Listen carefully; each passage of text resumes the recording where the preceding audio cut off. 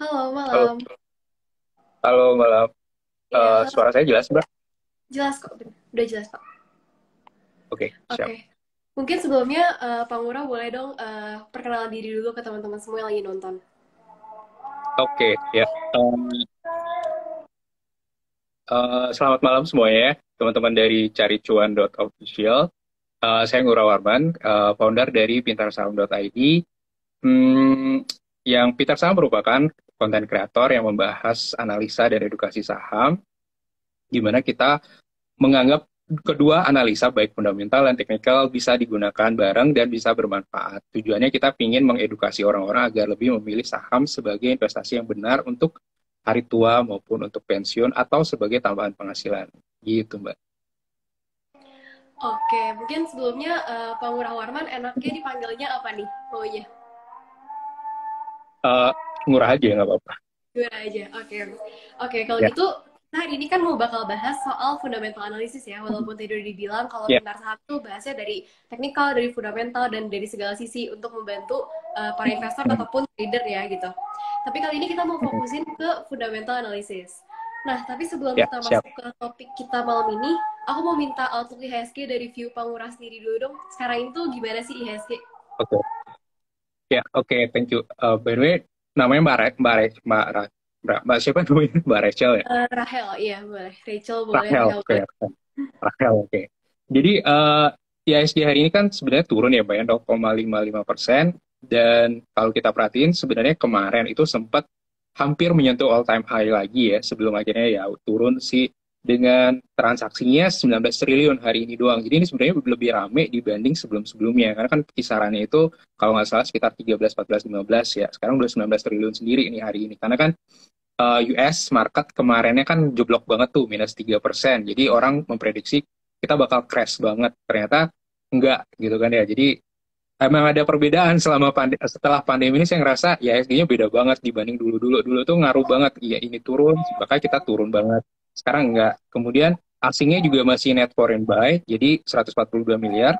Dan kalau kita lihat dari posisi sebulan terakhir itu udah net foreign buy-nya 13 triliun. Jadi ini kuncinya ya. Jadi ketika asing masuk, ya udah mau diapain juga ya ISG-nya ya kemungkinan kalaupun turun ya tipis-tipis banget.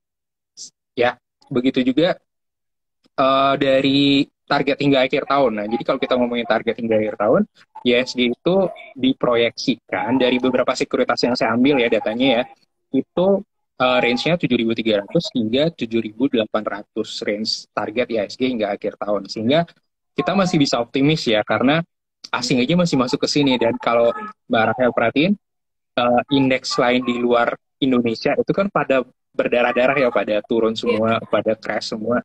Jadi kita doang yang bagus, sehingga wajar aja mereka masuk ke sini. Kita diuntungkan dari booming komoditas, sehingga ya siapa lagi kan yang dimasukin selain Indonesia? Karena kalau US sudah parah, Tiongkok sendiri kan kebijakan zero COVID polisinya itu benar-benar yang buat dikit-dikit lockdown, sehingga yang ada kan kebijak apa jalannya ekonomi itu kan agak terhambat tuh. Dan kalau kita ngomongin Europe lagi ada perang dan sebagainya, lagi ada inflasi dan sebagainya, sehingga mau nggak mau larinya ke Indonesia. Gitu. Negara berkembang salah satunya Indonesia. Gitu. Oke, berarti untuk saat ini sebenarnya IHSG tuh oke banget ya, walaupun market di luar sana ya bisa dibilang lagi berdarah-darah juga, tapi justru asing tuh banyaknya larinya ke Indonesia. Nah, berarti Yes, tadi udah benar-benar. sempat dibahas sedikit tuh. Berarti Indonesia tuh kuatnya gara-gara sektor komoditas ya? Oh iya, harus diakui ya, Mbak Rahel ya. Jadi kalau kita perhatikan tiga ekspor utama Indonesia, ya. Jadi kalau kita ngomongin makro ya, makro yang mungkin kita harus tahu nih, Indonesia tuh ekspornya apa sih yang dominan? Dominan itu adalah batu bara, CPO, dan satu lagi apa ya? Ya dua itu aja udah kelihatan ya, batu Dan bara sama CPO. Ya dari situ aja udah kelihatan bahwa kita itu dominannya itu. Jadi kalau itu naik, ya dampaknya ngaruh banget. Ya, makanya ketika teorinya kan gini ya, ketika Fed rate naik, maka IHSG kemungkinan turun. Itu kan historical. Nah, tapi yang terjadi tahun ini kan berbeda nih, karena ada siklus booming dari komoditas tadi, gitu sih, Mbak. oke, nah kalau gitu kan tadi udah dibahas dikit nih soal komoditas yang sebenarnya sekarang tuh oke banget dan jadi salah satu pendongkrak IHSG kita ya. Nah, tapi kalau misalkan aku sekarang mau minta dong outlook ke IDX Tekno dan juga perusahaan teknologi di Indonesia gimana sih? Apakah bagus juga nih kayak komoditas atau justru lagi kurang bagus? Oke, ya. Ini juga pada saat list pertanyaan saya juga, wah kenapa harus IDX Tekno gitu ya. Saya sempat bingung juga, oh ternyata memang cari cuan lebih dominannya ke Fokus sana ke berarti ya Mbak Rahel. teknologi. Oke, bagus lah punya ini ya, punya niche sendiri. Kalau dari saya sih, IDX Tekno itu justru kalau kita hitung secara year to date, itu kan the worst sector saat ini ya. Itu minus 18,27. Ini saya dapat datanya kemarin sih ya, kemarin siang ya. Nah, dari situ kita bisa ngelihat bahwa sektor teknologi itu tahun ini menjadi tidak terlalu diperhatikan kan gitu ya. Kalau kita ngomongin outlook-nya juga sektor teknologi kan sebenarnya bukan hanya Bukalapak, bukan hanya Goto, bukan hanya Wir itu aja ya. Tapi diawali dengan adanya DCII, kemudian ada Bukalapak, terus ada Goto, dan di sisi hardware itu ada Axio, contohnya ada ZRX, ada MTDL. Kalau dari saya sih outlook teknologi, hmm, karena ada yang bilang valuasi untuk sektor teknologi itu bukan lagi valuasi tradisional, tapi valuasi yang modern dalam arti ada yang namanya GMV dan sebagainya. Padahal nih, kalau kita perhatiin ada yang kategori hardware, itu kan ada nih perusahaan yang produksi laptop itu laba bersihnya lumayan tumbuh nih sebenarnya tiap tahun, tapi saya nggak nyebut kode ya. Atau ada emiten ya yang dia kinerjanya lumayan nih. Nah, kalau saya sih karena saya masih tipe yang masih tradisional dalam tanda kutip, saya sih masih menganggap yang hardware itu sektor teknologi yang kategori hardware itu masih oke. Cuman kalau untuk yang seperti startup dan sebagainya saya masih masih tanda tanya sih. Oke. Kalaupun kalaupun Goto itu karena murni dia bobotnya paling gede gitu aja sih menurut saya. Capnya ya. Berarti kalau Goto. Yes. Oke, tapi berarti bisa dibilang saat ini ya saham-saham teknologi emang ya belum jalan lagi ya karena bisa dibilang ya Ya. belum momennya juga kali ya, belum pas. Mm-mm, mm-mm. Oke, nih mungkin sekarang kita bisa langsung masuk aja ke topik utama kita ya soal fundamental Ya. analysis.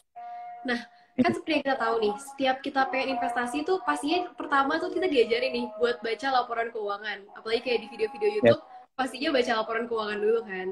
Nah, itu biasanya Mm-mm. diajarin juga tuh, biasanya ngitung price to earning ratio, price to book value, dan yang lain sebagainya. Sebenarnya metode itu tuh Mm-mm. cukup gak sih? Apakah masih relevan buat kita, bisa dibilang buat milih saham gitu saat ini?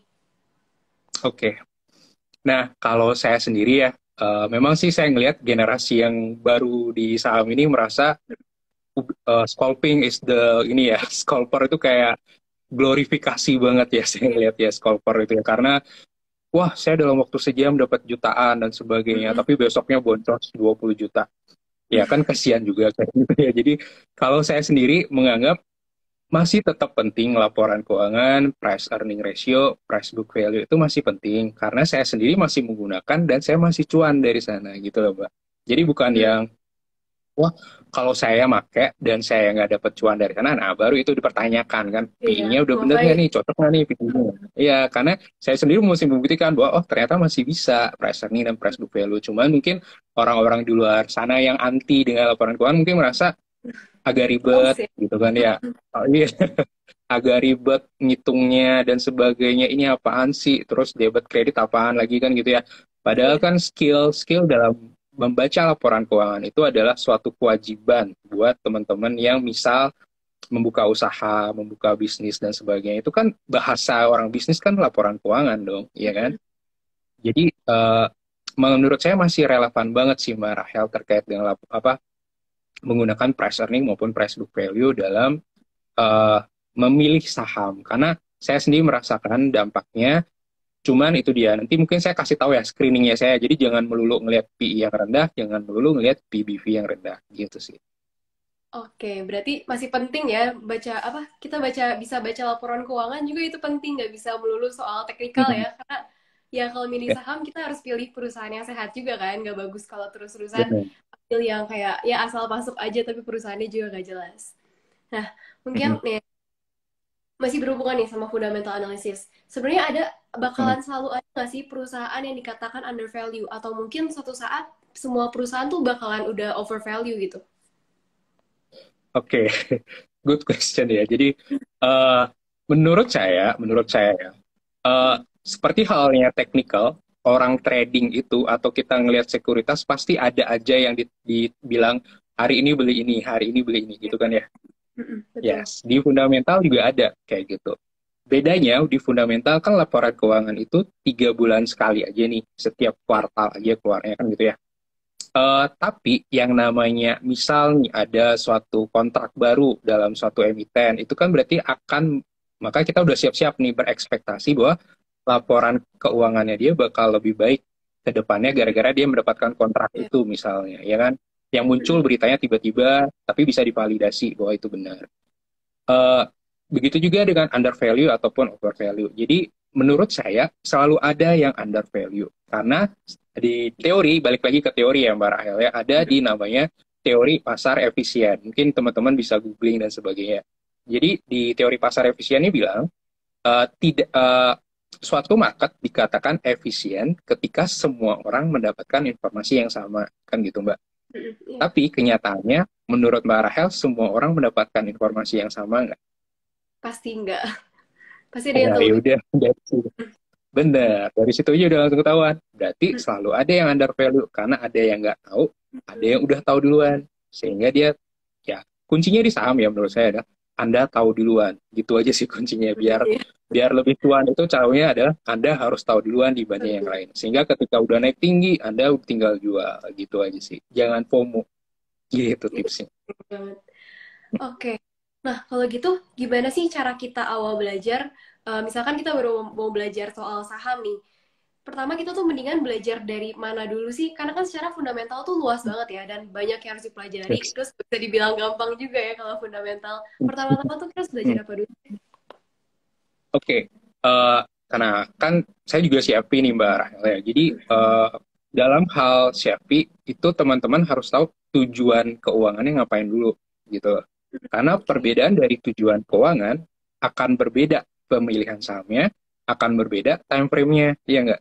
Jadi misalnya Hmm. nih Mbak Rahel targetnya di saham hanyalah untuk tambahan penghasilan tiap bulan. Oke, Hmm. terus temennya Mbak Rahel itu ternyata saya pingin pensiun dong dengan menggunakan saham. Nah, kira-kira pemilihan sahamnya berbeda apa sama Beda menurut pasti. Marcel? Ya, udah beda dong, karena Iya. tujuan keuangannya jelas beda. Perbedaan pemilihan sahamnya berarti analisisnya juga beda dong, ya kan? Kalau lebih pendek, otomatis lebih oke kalau kita pakai technical, kan gitu ya. Iya. Tapi kalau bisa sih dikombin sama fundamental. Tapi kalau mau long term, ya udah pakai fundamental aja. Tapi harus tahu at least kalau mau lebih bagus lagi ya kinerjanya ya, at Hmm. least tahu kapan masuk, kapan keluar secara teknikal kan gitu ya. Kalau mau long ya kan gitu ya. Itu maksud saya. Jadi pertama harus tahu dulu, harus clear dulu tujuan keuangannya ngapain. Jangan sekedar ikut-ikutan gitu ya. Jadi kan banyak nih generasi Hmm. baru sekarang tuh, wah kayaknya keren nih kalau di saham, apalagi kripto kemarin ya, heboh banget kan, kayak luar biasa banget. Ujung-ujungnya banyak yang ya begitulah. Nah, Iya. itu maksudnya pertama tujuan keuangannya clear dulu. Terus yang kedua, eh, selain laporan keuangan ya berarti ya, selain paham laporan keuangan juga seharusnya tahu money management. Nah ini juga yang orang kayak skip aja, kan ada meme-nya banyak ya, dana darurat, Iya betul. risk management, investasi, langsung aja langsung Hmm. investasi gitu kan ya. Padahal money management kan harus bagus nih, at least dia punya dana darurat dan sebagainya dulu kan itu. Begitu juga ketika udah terjun di saham nih, at least punya pembagian portofolio yang clear. Misalnya punya budget 10 juta. Apakah 10 juta untuk satu saham, 10 juta untuk 3 saham, atau bagaimana? Kan gitu ya. Idealnya kan diversifikasi nih. Betul. Harusnya jangan satu saham di sektor yang sama. Jadi emang kelihatannya banyak banget ya. Cuman uh, gampang kok, serius itu gampang banget. Maksudnya tinggal di logikain aja. Biar saya bagus, jadi ada istilah second level thinking gitu kali ya. Jadi ketika ini setelah itu ngapain, setelah itu ngapain, setelah itu ngapain gitu. Itu tinggal gitu aja kok, gampang kok. Oke, berarti awal-awal tuh Mm, pertama kita harus tahu tujuannya dulu. Udah gitu yang penting money management mm, dulu ya, nggak perlu buru-buru langsung ke iya. investasi. Iya. Mm, mm, Nah, oke, kalau gitu tadi udah sempat disinggung juga nih soal mm, gimana cara screening saham, apalagi pakai fundamental. Mungkin kan kalau teknikal gampang ya, tinggal buka-buka aja chartnya lebih cepat. Nah, kalau fundamental gimana sih tadi screeningnya? Oke, kalau saya nih, nah tadi kan saya bilang jangan melulu ngeliatin price earning kecil, jangan melulu ngeliatin price book value yang kecil. Tapi Iya. saya screeningnya itu kan ya metode screening banyak ya. Kita bisa pakai website ataupun apps kan udah banyak banget hari ini ya. Hmm. Contohnya nih, saya pakai price earning. Kemudian saya compare dengan historical price earningnya dia secara 5 years misalnya 10 years. Terus price book value saya pakai juga posisi saat ini. Tapi Hmm. saya pakai yang TTM ya, bukan yang annualize ya. Pakai yang 12 Hmm. trailing months, bukan yang annualize. Karena saya lebih firm dengan 12 trailing months, dia lebih lebih memperhatikan tren tiap kuartal dibandingkan yang di annualize. Kemudian saya ngelihat market cap-nya nih. Saya ingin tahu market cap-nya at least besar, jadi jangan yang kecil-kecil gitu karena lebih beresiko. Hmm. Kemudian lihat enterprise value karena saya ingin tahu utang sama cash-nya besaran mana. Kemudian saya banyak ya ambil ya. Banyak Tapi banget. ini paling ini simpel loh, maksudnya tahu ini aja udah oke banget hidup Anda dalam saham gitu loh. Jadi terus juga cari growth-nya. Ya, jadi growth-nya itu maksudnya kan ada nih tipe value investing dia pokoknya dominan yang paling murah aja dia yang cari. Padahal menurut Iya. saya harusnya dikombin. Jadi saya tipe yang dikombin, suka mengcombine-combine. Saya ngelihat growth itu penting. Jadi saya ingin tahu dia bertumbuh apa enggak. Jangan Hmm. bilang murah doang dong, harusnya Iya. bertumbuh gitu. Jadi saya cari yang bertumbuh at least secara year on year. Dia bertumbuh kuartalannya ya, YoY ya. Nah, setelah itu apalagi nih sudah market cap, enterprise, price earning, historical dan sebagainya. Nah, kalau yang suka dengan arus cash flow tiap tahun biasanya kan ngeliat dividen tuh ya, Barahel ya. Iya. Nah, lihat dividen yield-nya itu sebagai pemanis aja ya. Maksudnya kalau ya kan ada orang yang ya udahlah saya dapat arus kas atau passive income dari dividen aja Iya. udah seneng banget tiap tahun kan ada yang Hmm. kayak gitu. Nah, itu doang nih sebenarnya cara saya screening. Terus eh, nanti dapat deh kira-kira yang mana oke, yang mana enggak. Kuncinya kan kalau historicalnya besar, posisi price earningnya saat ini rendah, otomatis pilih apa enggak menurut Mbak Rahel? Enggak, ya. Alasannya kenapa? Karena terjadi Oh saya ngecek. historicalnya. Historicalnya besar, terus price earningnya saat ini kecil, saat ini ya, price earning doang nih kita ngomongin. Berarti dia Oh, layak dipilih apa enggak? berarti dia berarti dia layak dipilih ya? Iya. Oh, iya. Benar, karena kan dia dianggap lebih murah dibanding historicalnya dia, ya kan gitu ya. Oke, itu contohnya yang pertama. Jadi kayak gitu aja, kita kasih penilaian, oh kalau based on ini, based ini kayak hasilnya gimana. Nah, setelah itu baru pilih sahamnya, kan gitu. Satu lagi sih, kalau bisa kepemilikan masyarakatnya jangan dominan ya. Kan kita pernah, ya mungkin pernah tahu case-nya saham yang 100% dimiliki oleh masyarakat. Nah, itu jangan sampai terjebak hal yang kayak gitu ya. Harganya kemana-mana Itu, ya? terus ya harga ya kurang siapa yang ngendali yang apa yang ngendalin perusahaan siapa masa masyarakatnya Iya. kan nggak bisa. Agak aneh sih itu perusahaan. Terus bukan agak aneh, aneh banget. Nah, terus untuk titik entry untuk fundamentalnya menurut saya lebih ke ketika kita udah hitung, wah oke berdasarkan data saya ternyata harga wajar si saham A ini adalah sekitar segini. Sehingga ketika harganya lebih tinggi dibanding valuasi saat ini, maka artinya gimana? Artinya udah Harganya tinggi, ketinggian. Iya. ketinggian. Berarti kita kan Iya. nggak usah beli dulu, Iya, nggak ya usah kan? beli. Diem dulu kan, atau cari yang Iya. lain deh kan gitu ya. Mm-mm. Itu sih, kalau fundamental titik entry-nya gitu doang. Ketika kita udah punya hitung-hitungan valuasinya, terus harga sahamnya, jaraknya dengan valuasi kita berapa, kira-kira ada batasnya nih. Kalau si Warren Buffett kan bilang, margin of safety itu istilah kerennya kan ya, Iya.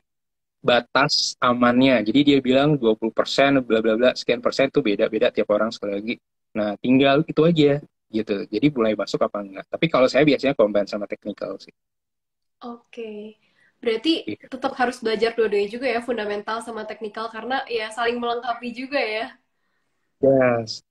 Ya setahu saya ya, trader yang saya baca bukunya yang dari luar ya, itu mereka kayak Van Tarp, Mark Minervini, itu bilang fundamental itu salah satu hal yang dia harus ketahui karena dia nggak mau terjebak dengan Iya, yang nggak terus. jelas gitu. Jadi ya makanya saya agak bingung dengan influencer di Indonesia yang terlalu terlalu apa mengkotak-kotakan gitu ya fundamental teknikal nggak usah terlalu gitu juga harusnya ya ambil positifnya digunakan ya udah kalau udah dapet cuannya ya nggak usah terlalu ini kan Iya, benar. gitu sih.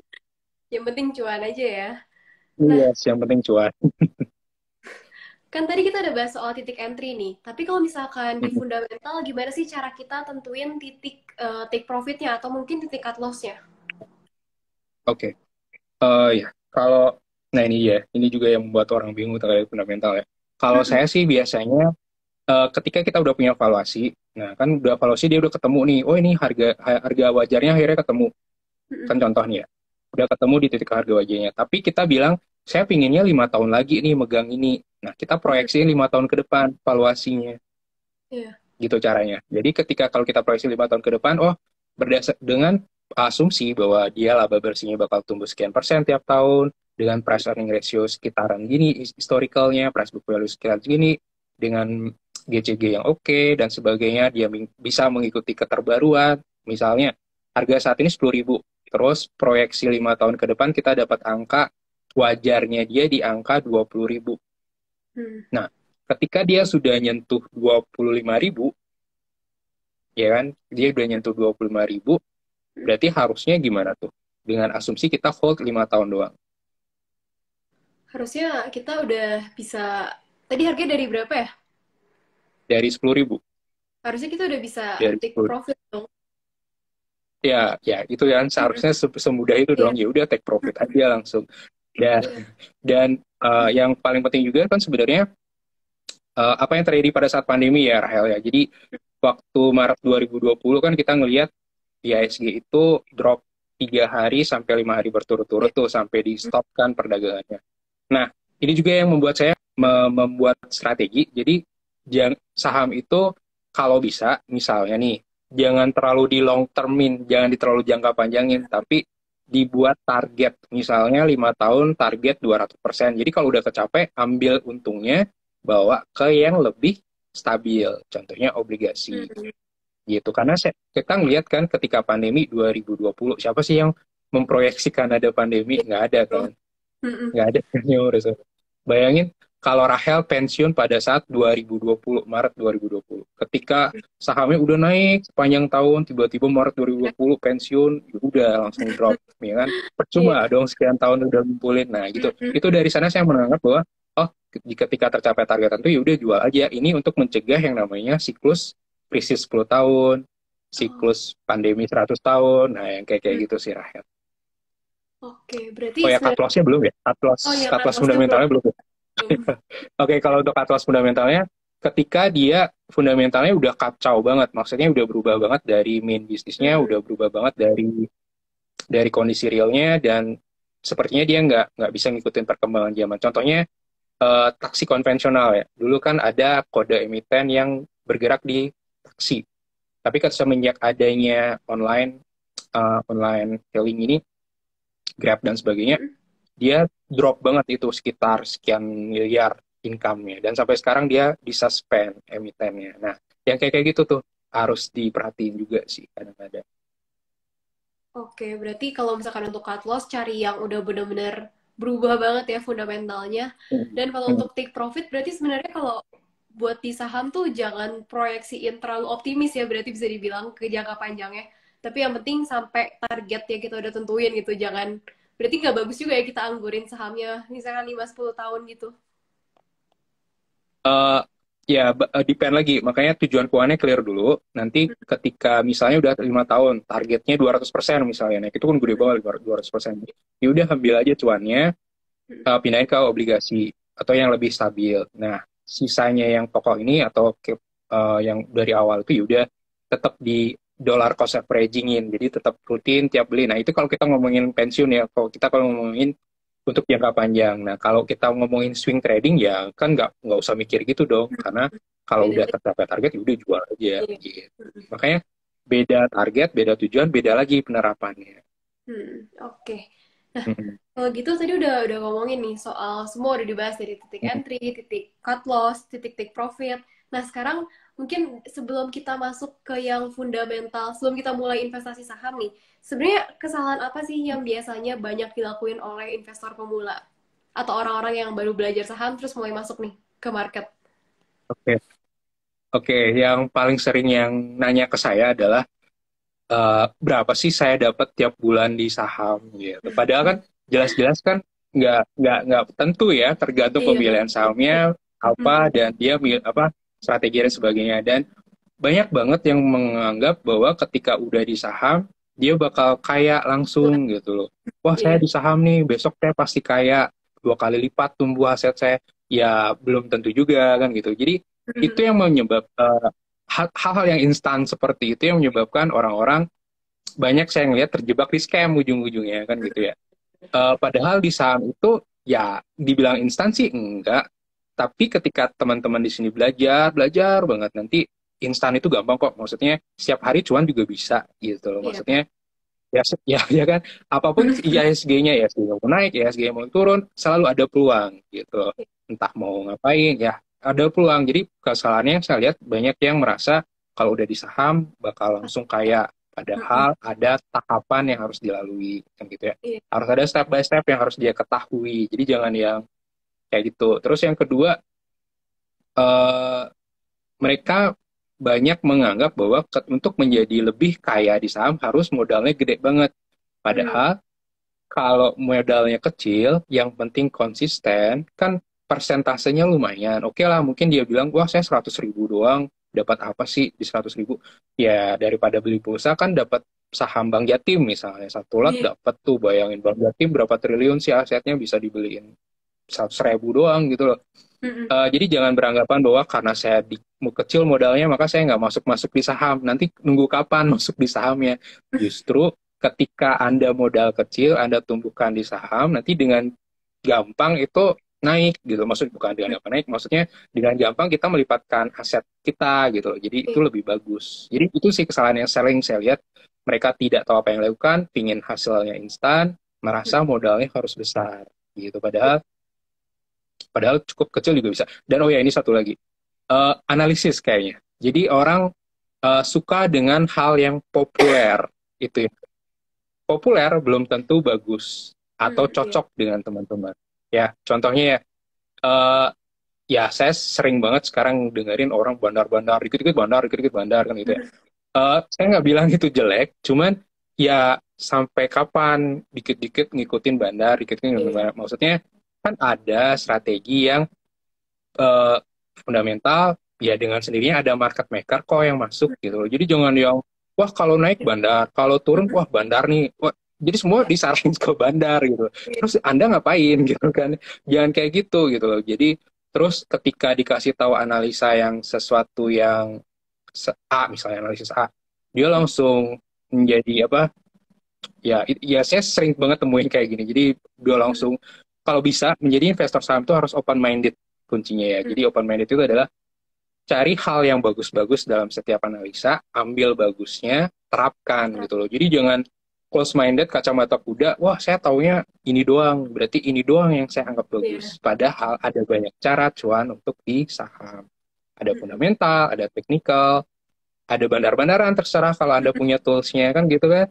Iya. Ada cara. Bahkan saya pernah ketemu orang yang dia sengaja beli saham gocap dengan harapan gocap itu kan peluangnya ya udah tinggal naik atau Iya. tinggal di listing kan gitu doang kan dua itu doang sama aja kan jadi daripada dia ini ya udah dia koleksi aja tuh saham-saham gocap padahal menurut saya ya itu lebih berisiko lagi kan gitu ya atau atau ada orang yang strateginya beli saham yang ARB 3 hari berturut-turut. Nah ini juga saya bingung, wah dari mana dapat info kayak gitu? Iya. Ya spekulasi dia jatuhnya kan gitu ya. Nah itu dia, setiap orang punya cara yang berbeda. Jadi dengan menganggap cara yang lain salah dan menganggap orang lain itu salah ya nggak bagus. Harusnya open minded kalau di saham gitu sih. Oke. Oke, kalau gitu mungkin kita jawab beberapa pertanyaan dulu kali ya sebelum selesai. Nih, ada yang Oke. tanya, eh oh ini yang menarik nih. Gimana sih cara melihat fundamental saham IPO untuk memutuskan apakah saham tersebut bagus untuk di keep long term? Oke, IPO ya. Iya. Sebenarnya nih ya, Mbak Rahel dan Altea ya. IPO itu kalau kita ngomongin fundamentalnya, ada yang bilang tidak bakal bisa diukur atau dianalisis menggunakan fundamental karena dia belum 5 tahun IPO, ya kan? Dia belum 5 tahun nih IPO-nya, sehingga dirasa Jadi, belum bisa lah belum belum bisa lah kita menerka-nerka di arahnya kemana. Mm-mm. IPO itu kan berarti kita hanya bisa menebak dari prospektusnya doang kan gitu ya. Ya kan? Laporan keuangan yang dia tampilkan di prospektusnya. Sehingga itu dia eh, harus diakui kadang ada namanya istilah financial engineering. Mungkin pernah dengar financial engineering memoles laporan keuangan agar kelihatan baik. Tapi Mm-mm. bukan berarti itu jelek atau bukan berarti itu palsu, bukan berarti itu fraud ya. Ini lebih kayak misalnya depresiasinya 12 tahun bla bla bla itu bisa dihitung atau pajak tangguhannya agak ditangguhkan bla bla bla itu bisa. Itu lebih dalam lagi laporan keuangannya ya. Nanti takutnya pusing lagi. Jadi cukup mungkin di googling aja ntar ya financial engineering dan sebagainya. Jadi kalau melihat fundamental saham IPO untuk memutuskan apakah itu bisa untuk long term, saya sendiri juga belum bisa menjuri jawaban karena setahu saya bahkan sekelas BUMN, misalnya Garuda Indonesia ya, Mm. Garuda Indonesia itu harga IPO-nya sampai harga sekarang itu nggak pernah balik harga IPO-nya. Karena ya kita tahu seperti apa kinerja Garuda kan gitu kan ya. Iya, Apakah kita bisa nebak dari prospektusnya? Sepertinya enggak kan, ya kan? susah. Nah, itu dia. Nah, tapi memang lagi-lagi ya orang kita tuh seneng yang instan, yang cepat banget Iya. kita seneng banget. Ya siapa sih yang nggak seneng cepet, ya kan? Mm. Makanya saya ngelihat saham IPO tuh laris sehingga sedikit aja kayak ya baru beberapa hari ini kan call ya, Iya, kok. COAL itu berapa hari berturut-turut itu arah itu orang masuk pun kayaknya nggak bisa langsung aja naik gitu kan. Iya, iya. Jadi saya juga kagum ya dengan pergerakan saham seperti itu. Tapi apakah bisa untuk long term? Nah, saya belum berani memberi jawaban gitu sih. Oke, karena nggak bisa kelihatan Hmm. jelas juga ya kalau untuk saham IPO. Oke, mungkin itu aja Hmm. sih. Udah selesai live-nya karena udah hampir 35 menit juga nih kita ngobrol-ngobrol nggak kerasa. Udah. Mungkin dari Pak Ngurah sendiri boleh dong kasih sedikit closing statement atau saran nih buat teman-teman semua yang lagi nonton. Oke, closing. Oh, nggak kerasa ya 30 menit. Jadi closing statement saya adalah intinya fundamental itu masih bisa kok untuk mendapatkan cuan dan bahkan fundamental itu lebih kuat ya, lebih sustain ya. Jadi kalau teman-teman mencari saham yang sustainable, jangka panjang, kuat dan sebagainya nggak. Karena ingat, saham itu bukan sprint tapi maraton ya. Jadi jangan lari 100 meter setelah itu udah hilang dari peredaran. Kalau bisa lari maraton 42 kilo gitu kan ya. Sampai kalau bisa di sahamnya untuk pensiun atau diwariskan kan enak tuh. Jadi fundamental adalah salah satu kuncinya ya teman-teman. Belajar fundamental itu gampang, ya bisa follow cari cuan, bisa follow pintarsaham.id juga. Gitu. Oke, Oke, thank you so much ya Pak, udah luangin waktunya hari ini. Banyak banget ilmu baru yang didapat juga. Semoga teman-teman juga bisa belajar banyak ya. Thank you sekali lagi Pak. thank you. Aku end ya live-nya. Ya.